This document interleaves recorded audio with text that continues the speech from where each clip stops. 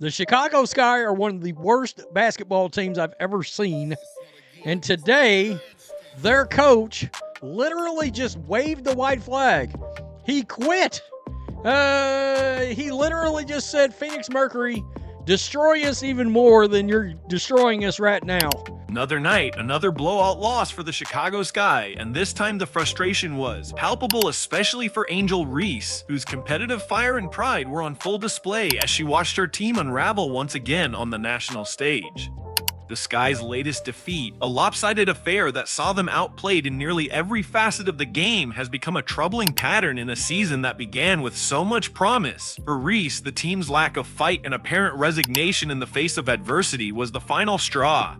The camera caught her on the bench, visibly furious and gesturing animatedly at teammates, her frustration boiling over as the deficit grew and the Sky's energy faded. It was a scene that has become all too familiar for Chicago fans this year. Reese, the heart and soul of the roster, pouring her emotions into the game while struggling to lift a team that seems increasingly unwilling or unable to match her intensity.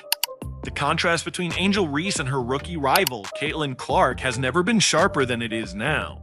While Clark has thrived in Indiana, shattering records and rallying her Fever squad through adversity with leadership and poise, Reese has found herself isolated, her efforts undermined by a lack of support and cohesion on the Sky. This latest blowout loss was a microcosm of the season, so frustrations, turnovers, missed assignments, and a defensive effort that evaporated as soon as the opposing team built a double-digit lead. Reese did everything in her power to stem the tide, crashing the boards, hustling for loose balls, and barking out instructions on both ends of the floor. But her teammates' body language told the story. Shoulders slumped, heads hung low, and the fight seemed to drain from the Sky as the game slipped further out of reach. Reese's post-game comments pulled no punches. "We can't keep coming out here and giving up when things get tough," she said, her voice tight with emotion. "I play to win. I give everything I have every night, and I expect the same from everyone in this locker room. If you're not willing to fight, you shouldn't be out there."